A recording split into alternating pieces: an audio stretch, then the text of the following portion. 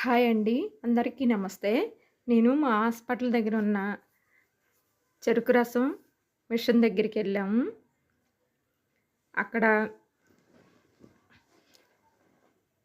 చెరుకు రసం వాళ్ళ పాప తీస్తుంది. ఆ అమ్మాయి చదువు మానేసిందంట. కానీ తనే తీస్తుంది. తల్లిదండ్రులకి చాలా సపోర్ట్ చేస్తుంది. ఈ రోజుల్లో తల్లిదండ్రులకి అలా సపోర్ట్ చేసేవాళ్ళు చాలా తక్కువ. చెరుకు రసం తీసుకున్నాము. అందులో ఐస్ గడ్డలేశారు. చెరుకు రసం అయితే చాలా టేస్ట్‌గా ఉంది. చెరుకు రసం ఈ వేసవిలో చెరుకు రసం తాగితే చాలా బావుంటుందంట.